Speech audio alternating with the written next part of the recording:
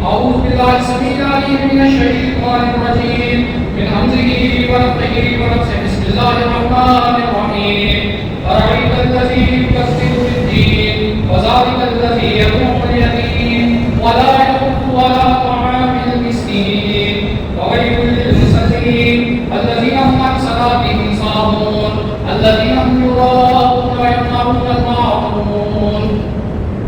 تمام طرح کی تعریفی کلمات اللہ رب العزت کے لیے جو تمام جہانوں کا اکیلا ہی مالک خالق رازق ہے. وہ ایسا بادشاہ ہے جس کو نہ اونگ آتی ہے نہ نیند آتی ہے. وہ تمام عالموں کا نظام چلانے والا ہے.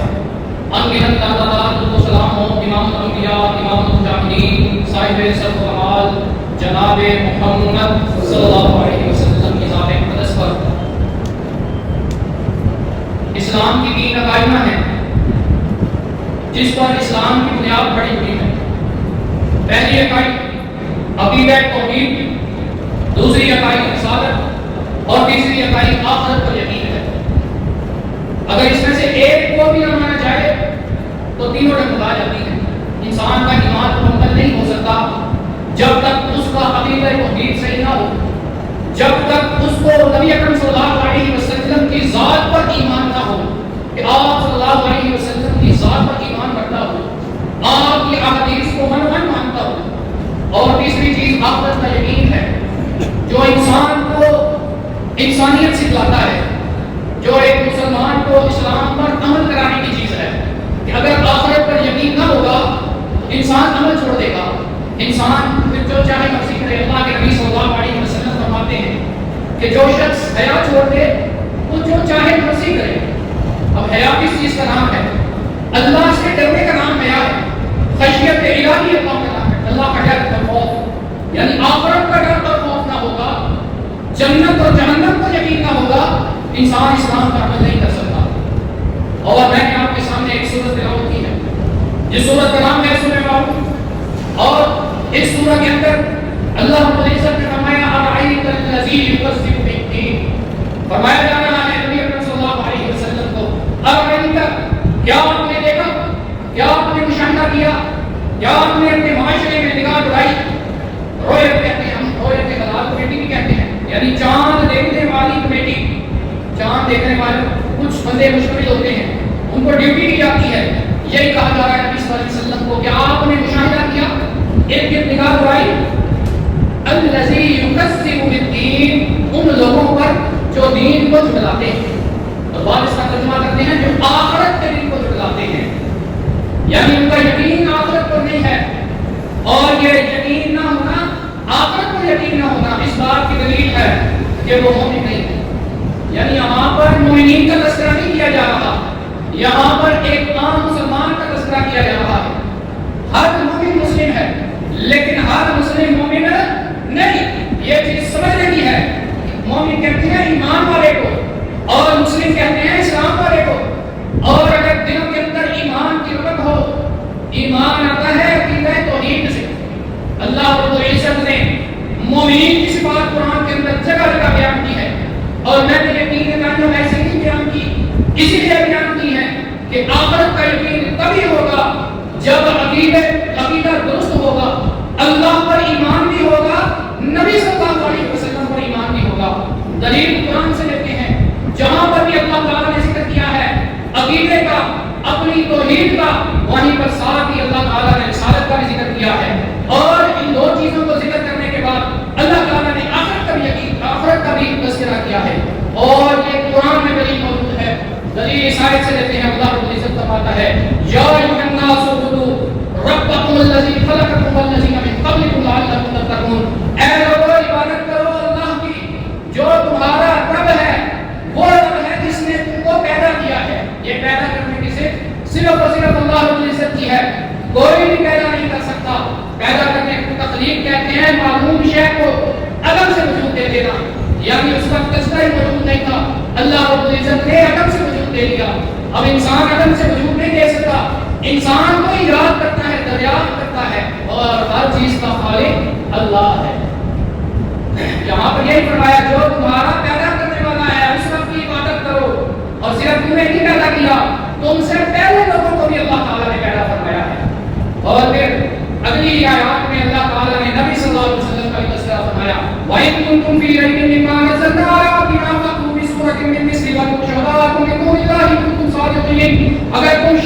ہو جو کچھ بھی ہم نے اپنے بندے پر نازل کیا ہے، یعنی نبی اکرم صلی اللہ علیہ وسلم پر نازل کیا ہے، قرآن بھی نازل کیا ہے، حدیث بھی نازل کی ہے، ساتھ جو کچھ بھی ہم نے اپنے بندے پر نازل کیا، کیوں؟ ہمارا ایمان ہے نبی صلی اللہ علیہ وسلم اپنی نفسانی خواہش سے کچھ بولتے ہیں، جو کچھ بھی بولتے ہیں وہ اللہ کی مرضی سے بولتے ہیں۔ نبی کی زبان سے جو بھی جملہ نکلتا ہے وہ اللہ کی منشا سے نکلتا ہے، نبی اپنی مرضی سے کچھ بھی نہیں بول سکتے۔ یہی فرمایا کہ جو کچھ ہم نے اپنے بندے پر نازل کیا ہے، اگر تم شک کرتے ہو فَأْتُوا بِسُورَةٍ مِّن مِّثْلِهِ، تو کوئی ایک سورت اس کی مثل لے آؤ جو ہم نے اپنے بندے پر نازل کی ہے، کوئی ایک سورت قیامت تک کے لیے چیلنج۔ اور پھر فرمایا فَإِن لَّمْ تَفْعَلُوا وَلَن تَفْعَلُوا فَاتَّقُوا النَّارَ الَّتِي وَقُودُهَا النَّاسُ وَالْحِجَارَةُ۔ دیکھیے پہلے اللہ تعالیٰ نے توحید کا تذکرہ کیا، پھر رسالت کا تذکرہ کیا، اور ساتھ ہی آخرت کا، کہ اگر تم ایسا نہ کر سکو اور تم ایسا کرنے کی قوت نہیں رکھتے فَاتَّقُوا النَّارَ الَّتِي وَقُودُهَا النَّاسُ وَالْحِجَارَةُ، تو ڈر جاؤ اس آگ کے عذاب سے جس کا ایندھن انسان اور پتھر ہے۔ ساتھ ہی آخرت کا تذکرہ۔ اور حدیث سے دلیل لیتے ہیں، حدیث سے دلیل کیا ہے؟ آئیے حدیث سے بھی دلیل لے لیتے ہیں کہ اللہ کے نبی صلی اللہ علیہ وسلم مکہ کے اندر 13 سالہ زندگی میں اللہ کے نبی صلی اللہ علیہ وسلم نے صرف اور صرف عقیدہ توحید کی تبلیغ کی ہے کہ لوگوں میں نبی ہوں، اللہ تعالیٰ نے مجھے بھیجا ہے، اللہ کی توحید کو تم مانو، عبادت کرو تو صرف اللہ کی، مشکل گزار مانو تو صرف اللہ کو، حاجت روا مانو تو صرف اللہ کو۔ کسی سے اگر کوئی معاملہ پڑے، کوئی تمہیں مصیبت آ جائے، کوئی پریشانی آ جائے، کوئی غم آ جائے، کوئی عذاب آ جائے، تو صرف اور صرف اللہ سے مانگو، اللہ ہی سے دعا کرو۔ کوئی انسان مشکلوں کو نہیں ٹال سکتا۔ بڑے بڑے انبیاء کا اللہ تعالیٰ نے قرآن کے اندر ذکر کیا ہے۔ سورہ یونس علیہ السلام کا تذکرہ کرتے ہوئے قرآن میں اللہ تعالیٰ نے فرمایا کہ یونس جب مشکل میں پھنس گیا، مچھلی کے پیٹ کے اندر پھنس گیا، تو اس نے دعا کی، تو اللہ سے دعا کی۔ آدم علیہ السلام جب جنت سے نکالے گئے تو آدم کو کلمات سکھائے، تو اللہ رب العزت نے سکھائے۔ حضرت ایوب علیہ السلام جب بیمار ہو گئے تو شفا دینے والا وہ رب ہی تھا، انہوں نے اپنے رب سے مانگا۔ یہ انبیاء کوئی عام انبیاء نہیں تھے، ان کے باپ دادا بھی انبیاء تھے، اگر مانگنے پہ آتے تو اپنے باپ داداؤں کے وسیلے سے مانگتے، لیکن انہوں نے ڈائریکٹ رابطہ رکھا تو خالق سے تھا۔ اب یہ شرک کرتے کیوں ہیں؟ کہتے توحید کو مانتے کیوں نہیں؟ یہ بھی ایک سوال ہے کہ مشرکین نے نبی صلی اللہ علیہ وسلم کو مانا کیوں نہیں؟ اب اس دلیل کی طرف آ رہا۔ اللہ کے نبی صلی اللہ علیہ وسلم کوئی صفا پر کھڑے ہیں، منادی کی، لوگوں کو جمع کیا، کہا کہ اگر میں تم سے کہوں کہ اس پہاڑی کے پیچھے سے تم پر ایک لشکر ایک جبار حملہ کرنے والا ہے تو تم میری بات کو مانو گے؟ انہوں نے کہا اللہ کے نبی آپ کی بات کو ہم مانیں گے، کیوں؟ آپ نے کبھی جھوٹ نہیں بولا، آپ نے کبھی خیانت نہیں کی، ہم آپ کی بات کو مانیں گے۔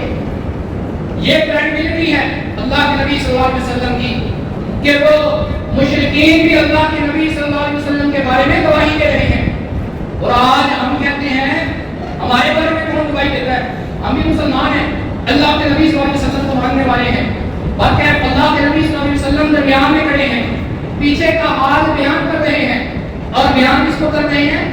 آگے کھڑے ہوئے مشرکین کو۔ یہی نبی ہے، اور نبی بیان کیا کر رہا ہے؟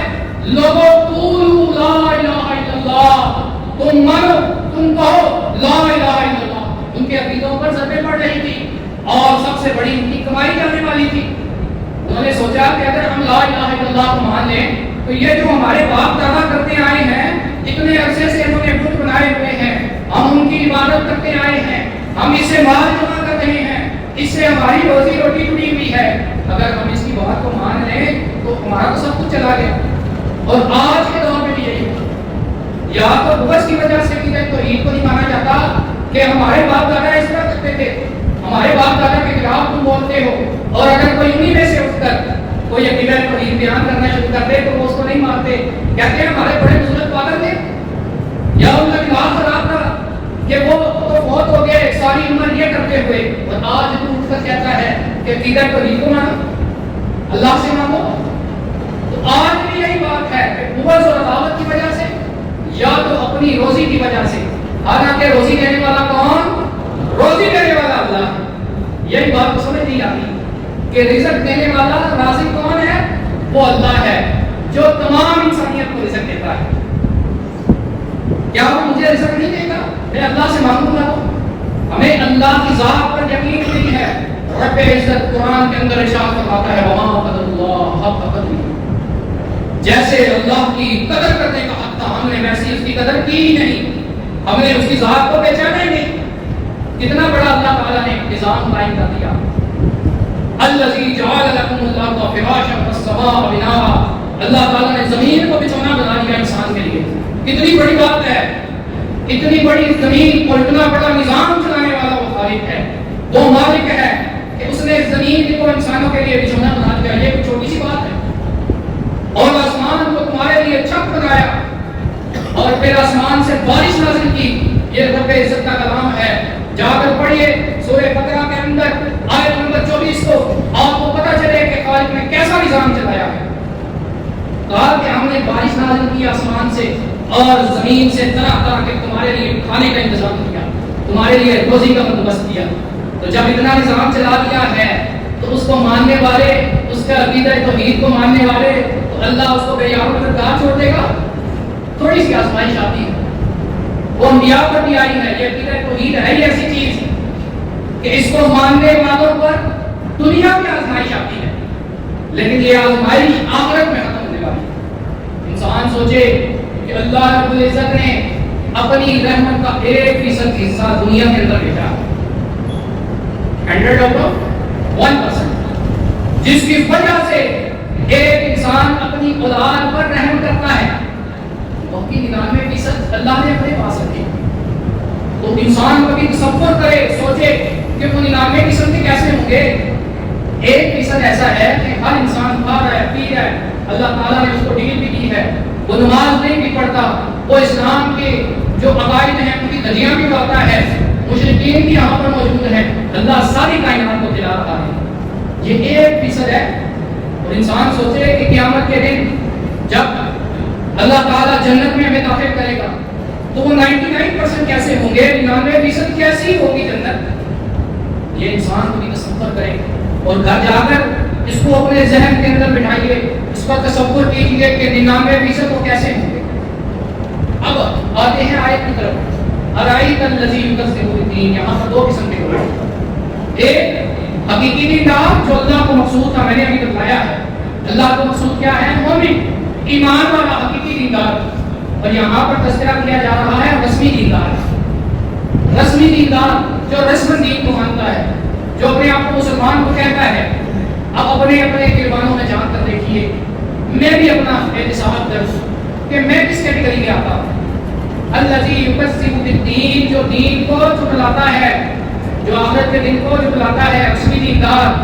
آگے فرمایا فذلک الذی یدعو الیتیم۔ سبحان اللہ، قرآن کا حسن دیکھیے، قرآن کا حسن کہ اللہ رب العزت نے اپنے حقوق سے پہلے حقوق العباد کا تذکرہ فرمایا ہے، اور حقوق العباد میں سے بھی ان 2 طبقوں کا تذکرہ فرمایا ہے جو معاشرے کے اندر سب سے کمزور طبقہ ہے، اور ان 2 طبقات میں سے بھی ایک طبقے کا ذکر فرمایا جو دنیا کے اندر سب سے زیادہ کمزور طبقہ ہے۔ وہ کون سا طبقہ ہے؟ یتیموں کا طبقہ ہے۔ فذلک الذی یدعو الیتیم، جو معاشرے کے اندر یتیم کو دکھاتا ہے۔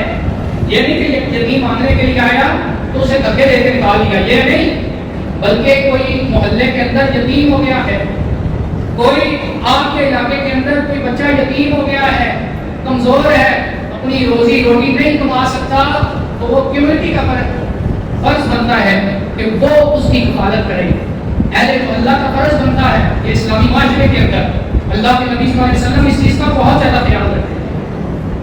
آج سگے بھائی کے بیٹے ہوتے ہیں، چھوٹے روزی کما نہیں سکتے، کوئی اس کو دینے پر کہتے ہیں کہ ہم نہیں دے سکتے، خود ہی اپنا گزر بسر کرو۔ تو یہ تو معاشرے کے اندر معصوم بن جائیں گے۔ اگر کوئی ان کی سرپرستی کرنے والا نہیں ہوگا تو پھر یہ کیا کریں گے؟ جب بھوکا انسان ہوگا، جب کوئی ان کی کفالت کرنے والا نہیں ہوگا تو یہ غلط راستے میں پڑ سکتا ہے۔ اللہ تعالیٰ نے آزمائش دی ہے ان کو کہ اس کا باپ فوت ہو گیا ہے، اب مسلمانوں کو چاہیے کہ اس کی کفالت کریں، اگر نہیں کرتے تو وہ غلط قسم کی کمیونٹی میں پڑھ کر برباد ہو سکتا ہے۔ اور ایک نسل بربادی کی طرف جا سکتی ہے۔ دراصل اسلام آپ کی نسل کو پاک کرتا ہے۔ جہاں پر بھی اللہ تعالیٰ نے اپنی توحید کا ذکر کیا، ساتھ ہی کئی جگہ پر اللہ تعالیٰ نے والدین کے ساتھ احسان کرنے کا بھی کہا، یعنی اپنے نسل کو پاک کرنے کا کہا۔ اور جہاں پر والدین کا تذکرہ کیا، اکثر جگہ پر کہا کہ اپنی اولاد کی تربیت بھی اچھی کرو، یعنی ایک تو نسل کو پاک کیا، نسل کو پاک کیا، آگے ایک نسل کو پاک کر دیا اللہ تعالیٰ نے۔ تو یہاں پر یتیموں کا ذکر ہے کہ یہ نہیں کہ ہاتھ سے دھلنا ضروری ہے۔ اللہ کے نبی صلی اللہ علیہ وسلم فرماتے ہیں کہ جو یتیم کی کفالت کرے گا جنت کے اندر دو انگلیاں اللہ کے نبی صلی اللہ علیہ وسلم نے کھڑی کی اور کہا کہ میں اور وہ ایسے ہوں، ایسے انگلیاں کھڑی کر کے کہا اتنی بڑی اللہ کے نبی صلی اللہ علیہ وسلم نے یہ خوشخبری سنائی ہے یتیموں کی کفالت کرنے کہ معاشرے کے اندر یتیموں کی کفالت کی جائے، یہ حکم دیا جا رہا ہے۔ اور پھر آگے فرمایا بلا یحض علی طعام المسکین، اور مسکینوں کو کھانا کھانے کا نہیں باندھتا۔ دیکھیے کیسی بات ہے کہ حقوق العباد میں سے بھی دو طبقے بیان کیے، سب سے کمزور طبقے۔ ایک طبقہ اپنا حق حاصل کرنے کی قوت ہی نہیں رکھتا، یہ طبقہ اپنا حق حاصل کرنے کی قوت تو رکھتا ہے لیکن اس کے پاس اتنے وسائل موجود نہیں کہ یہ کمائی کر سکے اور دو وقت کی روٹی کھا سکے۔ یہ وہ طبقہ ہے سفید پوش طبقہ، یہ وہ طبقہ نہیں ہے جو مانگتے پھرتے ہیں، یہ وہ فقراء کا طبقہ نہیں ہے کہ جو در در سوالات کرتے پھرتے ہیں، یہ وہ طبقہ ہے جو سفید پوش ہے، جو اپنی خودداری کو ڈسٹرب نہیں ہونے دیتا۔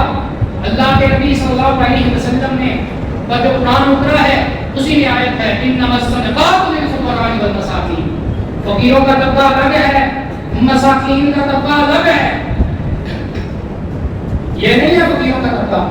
اللہ کے نبی صلی اللہ علیہ وسلم کے پاس ایک شخص آیا، کہا اللہ کے نبی فقیر ہوں، کچھ کھانے کو موجود نہیں ہے، میری کچھ امداد کیجیے۔ اللہ کے نبی صلی اللہ علیہ وسلم فرماتے ہیں تیرے گھر میں کوئی چیز موجود ہے؟ کہا ہاں اللہ کے نبی، کہا اس کو بیچ اور ایک کلاڑی لے اور جنگل میں جا کر لکڑیاں کاٹ کر اپنا گزر بسر کر۔ اللہ کے نبی صلی اللہ علیہ وسلم نے ہمیشہ محنت کرنے کی تلقین کی ہے۔ ایک مزدور کا ہاتھ کٹ گیا ہے، مزدوری کرتا تھا، اب اس کا ہاتھ کٹ گیا ہے، وہ مسکین ہو گیا ہے، اس کے بعد وظیفہ مانگے تو کچھ نہیں، تو معاشرے کے اندر چاہیے لوگوں کو کہ اس کو دوبارہ زندگی کی طرف لے آئیں، یہ نہیں کہ اس کی امداد کی جائے بار بار، بلکہ اس کا کاروبار کھڑا کرنے میں اس کی امداد کی جائے، اس کو کام دیا جائے تاکہ وہ معاشرے کے اندر اچھی سے اچھی زندگی اور بہتر لائف اسٹائل گزار سکے۔ یہ معاشرے کے اصول بتائے جا رہے ہیں۔ اب مسکینوں کے بعد اللہ تعالیٰ نے اپنے حقوق کا تذکرہ کیا ہے، فرمایا وَوَيْلٌ لِّلْمُصَلِّينَ، اللہ اکبر، کہا نماز پڑھنے والوں کے لیے ہلاکت ہے، اللہ اکبر۔ ایک شخص نماز پڑھتا ہی نہیں، اس کے لیے کیا وعید ہوگی؟ یہاں پر فرمایا فَوَيْلٌ لِّلْمُصَلِّينَ، نماز پڑھنے والوں کے لیے ہلاکت ہے۔ کون سے نمازیوں کے لیے؟ الذین هم عن صلاتهم ساہون، جو اپنی نمازوں میں سستی کرتے ہیں، وقت پر نماز ادا نہیں کرتے، اپنے کاروبار کو ترجیح دیتے ہیں، کام کو زیادہ ترجیح دیتے ہیں، کہتے ہیں یہ گاہک آیا ہوا ہے، میں اگر نماز پڑھنے چلا گیا تو یہ گاہک بھی مجھ سے چلا جائے گا۔ یہ نہیں سمجھتے کہ یہ گاہک دینے والا کون، یہ رزق دینے والا کون؟ وہ اللہ جو ہر کسی کو رزق دینے والا ہے۔ تو جب اس کے حقوق کا وقت آیا تو انسان کو اپنا پیٹ یاد آ گیا، اپنا رزق یاد آ گیا۔ اللہ اکبر کبیرہ، کتنی بڑی بات ہے۔ سوچو فویل للمصلین، نماز پڑھنے والوں کے لیے ہلاکت ہے، جو نماز کو قائم نہیں کرتے، ان کو پتہ ہی نہیں نماز قائم کیسے ہوتی ہے۔ میں اکثر جمعوں میں نماز قائم کرنے کا طریقہ بتلاتا ہوں تاکہ ذہن نشین ہو جائے۔ نماز قائم کرنے کے لیے سب سے پہلے نماز پڑھنے کا طریقہ آنا چاہیے، اور طریقہ بھی وہ والا نہیں، طریقہ نبی اکرم صلی اللہ علیہ وسلم کا چلے گا۔ آپ دیکھیے آج ایک طبقہ ان مشابہات کے پیچھے چلتا ہے، متشابہات کے پیچھے چلتا ہے، وہ کہتا ہے، وہ شبہ پیدا کرتا ہے عوام الناس کے اندر، حالانکہ محکم چیز موجود ہوتی ہے، بہت واضح چیز موجود ہے۔ آپ دیکھیے رفع دین پر کتنی حدیث موجود ہے، کوئی بھی حدیث کی کتاب رفع دین کے ذکر سے خالی نہیں، لیکن پھر بھی ایک طبقہ اس کے خلاف لگا ہی رہتا ہے، لوگوں کے درمیان شبہ پیدا کرتا ہے۔ کبھی کہتا ہے کہ کنوں کے نیچے خود رکھتے تھے اس واسطے تھا کہ نبی صلی اللہ علیہ وسلم، کوئی جواب تو نہیں، بے خودی باتیں، کوئی جواب تو نہیں آتا، آپ کو کیا کریں گے؟ حدیث موجود ہے، امام بخاری کے باب پر قائم کر کے حدیث نیچے لے آئے، محدثین حدیث لے آئے، اور محدثین کا انکار تو نہیں کر سکتے، کیا کریں بیچارے؟ اب اپنے پیٹ کی روزی روٹی کو چلانی ہے، تھوڑا سا اپنے امام کو بھی اوپر لے کے آنا ہے، نبی اکرم صلی اللہ علیہ وسلم سے اوپر سے دعوت کی وجہ سے لوگوں کے درمیان شبہ پیدا کرتے رہتے ہیں، تو لوگ بھی ایسے ہیں کہ وہ ان شبہوں کو یقین کر لیتے ہیں۔ یہ تو حال ہے ان لوگوں کا کہ شبہ پیدا کرنا ان کے درمیان۔ اب نبی اکرم صلی اللہ علیہ وسلم کے بارے میں شبہ کیا شبہ بیان کرتے ہیں، کیا شبہ بیان کرتے ہیں؟ آج کل بڑی بات کرتی ہے، تیرے لیے ہی دنیا بنی ہے، نیلے فلک کی چادر بنی ہے۔ یہ بیان کرتے کہ نہیں کرتے، ناطے پڑھتے کہ نہیں پڑھتے؟ لیکن شبہ پیدا کر دیا کہ یہ کائنات اللہ کے نبی صلی اللہ علیہ وسلم کے لیے پیدا کی، حالانکہ اللہ تعالیٰ خود قرآن کے اندر کہہ رہا ہے کہ میں نے جنوں اور انسانوں کو نہیں پیدا کیا لیکن اپنی عبادت کے لیے پیدا کیا۔ مقصد حیات بتا رہے ہیں اللہ رب العزت کہ میں نے اپنی عبادت کے لیے پیدا کیا۔ پھر فرمایا فَإِمَّا يَأْتِيَنَّكُم مِّنِّي هُدًى فَمَن تَبِعَ هُدَايَ فَلَا خَوْفٌ عَلَيْهِمْ وَلَا هُمْ يَحْزَنُونَ کہ میری طرف سے تمہارے پاس ہدایت آئے گی، اس ہدایت کی پیروی کرنا، تم کبھی غمگین نہیں ہوگے، تم کبھی مایوس نہیں ہوگے، تمہیں میں جنت دوں گا اس کے بدلے میں، تم ہدایت کی پیروی کرنا۔ نبی اکرم صلی اللہ علیہ وسلم یہی کانسیپٹ لے کر آئے تھے۔ یہ لا الہ الا اللہ ہے کیا چیز؟ اب شبہ پیدا کرتے ہیں نماز کے اندر سب سے پہلا شبہ اور رفع دین منسوخ ہو گیا، ترک ہو گیا۔ ہم کہتے ہیں کوئی ترک کی حدیث لے کر آؤ، اب اس میں رفع دین کا تذکرہ نہیں ہوتا، بیچارے وہاں سے حدیث لا کر نکلاتے ہیں کہ دیکھیں اس حدیث میں رفع دین کا تذکرہ ہی ہے۔ تو شبہ پیدا کرنے کی پوری کوشش کرتے ہیں۔ صلو کما رأیتمونی اصلی، نبی اکرم صلی اللہ علیہ وسلم فرماتے ہیں جیسے مجھے نماز پڑھتا دیکھتے ہو ویسے نماز پڑھو۔ اور آج ہم نبی صلی اللہ علیہ وسلم کو دیکھ رہے ہیں؟ نہیں دیکھ رہے ہیں۔ تو ہمیں نبی اکرم صلی اللہ علیہ وسلم کے صحابہ نے جو دین ہم تک پہنچایا ہے احادیث کی صورت میں ان کو ماننا پڑے گا۔ اور دوسری چیز، اذان سن کر مسجد آنا، یہ گھروں کے اندر آپ کا ٹرینڈ بن گیا ہے، گھروں کے اندر نماز پڑھ لیتے ہیں، جب وقت آتا ہے دکانوں کے اندر پڑھ لیتے ہیں، گھروں کے اندر پڑھ لیتے ہیں۔ گھروں کے اندر مستقل نماز نہیں ہوتی امام کی، یہ بات یاد رکھیے۔ کبھی ہم بہت زیادہ تھکا ہوا ہے اور نماز کا وقت بھی گزر گیا ہے، کہیں دور سے آیا ہے، اب گھر میں نماز پڑھ لی تو کوئی، اور اتنی سی بھی چھوٹی ہونی چاہیے جب راستے میں تھا انسان تو مسجد تو راستے میں جگہ جگہ پہ موجود ہے، اس کو چاہیے کہ نماز کو پڑھے مسجد کے اندر۔ مردوں کو ضرورت ہی نہیں ہے کہ گھروں کے اندر نماز پڑھے۔ اللہ کے نبی صلی اللہ علیہ وسلم اپنے صحابی سے فرماتے ہیں کہ میرا دل چاہتا ہے کہ میں نوجوانوں کی جماعت اکٹھی کروں اور ان کو جنگلوں میں جانے کا کہوں اور ان سے کہوں لکڑیاں اکٹھی کریں، اور پھر ان میں سے ایک لکڑی اتار کر ان گھروں میں جاؤں مردوں کے جو نماز کے وقت گھروں کے اندر موجود۔ اگر مجھے عورتوں اور بچوں کا خیال نہ ہو، نماز قائم کرنے کے لیے ضروری ہے اذان سن کر باجماعت نماز ادا کی جائے تکبیر اولیٰ کے ساتھ۔ اللہ تعالیٰ نے اتنے احسان کر دیے ہیں، ایک نماز مسجد میں نہیں پڑھی جاتی انسان سے، تو اپنے آپ کو مسلمان کہتے ہیں اور ان کفار سے مقابلے کا کہتے ہیں کہ ہم ان کفار سے مقابلہ کریں گے۔ اللہ رب العزت نے سب سے پہلے ایمان کی نشانی بتائی ہے، مسلمان کی نشانی بتائی ہے، بین العبد والکفر ترک الصلاۃ، کہ مسلمان اور کافر میں فرق کرنے والی نماز کا چھوڑنا ہے، کہ مسلمان کو نماز پڑھتا ہے اور پھر پتہ کیسے چلے گا کہ نماز پڑھ رہے ہیں؟ گھروں میں پتہ چلے گا، تو مسلمان گھروں کے اندر موجود ہوتے ہیں، مسجدوں میں پتہ چلے گا، مسجد میں جس وقت آئے گا تو پتہ چلے گا کہ فلاں آدمی نماز پڑھتا ہے 5 وقت، یہ مسلمان ہے۔ اور تیسری چیز وصیت الصفوف میں اقامت الصلاۃ، صفوں کی درستگی۔ اقامت الصلاۃ میں سے سب سے زیادہ کمزوری کس چیز میں ہے مسلمانوں کہ آپ کی صفیں درست نہیں ہے، آپ کے قدم کے ساتھ قدم اور کندھے کے ساتھ کندھا ملا ہونا چاہیے۔ اگر قدم کے ساتھ قدم اور کندھے کے ساتھ کندھا نہیں ملا ہوگا تو نماز قائم نہیں ہو سکتی۔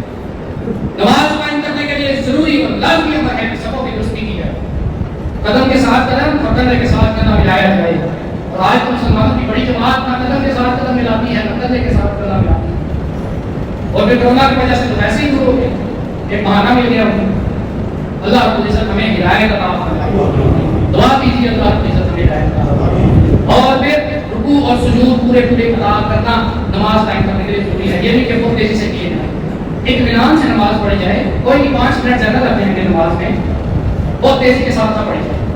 تو نماز قائم کرنے کے لیے 4 چیزیں، پہلی نبی صلی اللہ علیہ وسلم کا طریقہ، اسی پر نماز ہوگی، ورنہ نماز قبول نہیں ہوگی، نماز قبول نہیں ہوگی۔ میں کیا کہہ رہا ہوں کہ نماز قبول ہی نہیں ہوتی۔ نبی صلی اللہ علیہ وسلم کا طریقہ سیکھیے، آپ کو اللہ تعالیٰ نے شعور دیا ہے، عقل دی ہے، سمجھ دی ہے، آنکھیں دی ہیں، بولنے کی قوت دی ہے، سننے کی قوت دی ہے، جس کو 5 قسم کی حصے کہتے ہیں، جس سے 5 جس کو کہتے ہیں، اللہ تعالیٰ نے آپ کو عطا کی ہے۔ تو سوچو تو صحیح کہ دین اللہ کے نبی صلی اللہ علیہ وسلم کو بتایا. آج یہ فکر دے کر چل رہا ہوں کہ نماز سیکھنی ہے. پوچھئے کہ مجھے حدیث بھی دکھلاؤ. اتنی عقل تو ہر انسان پر ہے کہ حدیث کو دیکھ کر سمجھ جائے. میں نہیں سمجھتا کہ اتنا کوئی کم عقل ہوگا مسلمان کہ نبی کی بات کو دیکھ کر نہ سمجھ سکے کہ یہ نبی کی بات ہے کس کی بات ہے. اتنا شعور اللہ تعالیٰ نے ہمیں دیا. اور پھر آگے اللہ رب العزت فرماتا ہے الذین هم یراؤون، وہ جو دکھلاوا کرتے ہیں. ربط دیکھیے کہ میں نے طبقہ بیان کیا، اللہ رب العزت نے دو طبقات میں سے ایک طبقہ بیان کیا، رسمی کی بات کا. پھر ابو کوئی بات میں سے دو طبقات کو بیان کیا جو سب سے کمزور ہیں، یتیموں اور مسکینوں کا. پھر اپنے حق کی بات آئی، اپنے حق میں سے بھی سب سے پہلے جو حق بیان کیا وہ نماز کا تھا. یعنی نماز بہت ضروری چیز ہے، نماز بہت ضروری چیز ہے. اور پھر آگے ریاکاری کا ذکر کر دیا جو شرک اصغر کہلاتی ہے. اور جو شرک اکبر ہے وہ آپ کے ایمان کو کھا جاتا ہے، اور یہ ریاکاری شرک اصغر اس طرح سے کہتے ہیں یہ آپ کے عمل کو کھا جاتی ہے. حج کرنے کے لیے کیا کتنا بڑا عمل ہے، کتنے پیسے لگے حج پر؟ 5 لاکھ روپیہ لگ گیا. جی گیا ہم لوگوں کو دکھلاوا کیا، 5 لاکھ روپیہ کی گیا. وہ جو مصیبتیں اور مشقتیں لے کر آیا ہے وہ کی ساری کی ساری ختم. ریاکاری کھا گئی، ریاکاری کھا گئی. تو ریاکاری بھی نہیں کرنی چاہیے. کہا کہ وہ جو ریاکاری کرتے ہیں، لوگوں کو دیتے ہوئے بھی دکھلاوا کرتے ہیں، نماز پڑھتے ہوئے بھی دکھلاوا کرتے ہیں، کئی جگہ پر حج کر کے آئیں گے، عمرہ کر کے آئیں گے، لوگوں کو دکھلاوا کریں گے. تو اللہ رب العزت نے آگے ایک ایسی چیز بیان کی ہے جو معاشرے میں ناسور بن گئی. اللہ رب العزت کو معلوم تھا کہ انسان ریاکاری کرتا ہے، اپنی تعریف کو بھی پسند کرتا ہے. اور کہ بتایا آخری بات وہ جو روز مرہ کی اشیاء سے منع کرتے ہیں. کوئی پڑوسی آ گیا ہے گھر میں کہ یہ مسالہ ختم ہو گیا ہے تھوڑا سا دے دیں، تیل بھی چڑھ گئی ہے تو ہر روز ہی مسالہ کھانے کے لیے آ جاتا ہے. یعنی روز مرہ کی اشیاء سے منع کرتے ہیں. یہ بھی ایک ایسی چیز ہے جو رسمی چیز آ رہی ہے، دیکھنی چاہیے. اگر آپ کے پڑوسی کے پاس کوئی چیز کی کمی ہو گئی ہے تو آپ سے مانگنے کے لیے آ گیا ہے، آپ کے پاس موجود ہے، آپ دے دیں، اللہ تعالیٰ آپ کو برکت عطا کرے گا. کسی کو دینے سے کوئی چیز کم نہیں ہوتی بلکہ زیادہ ہوتی ہے.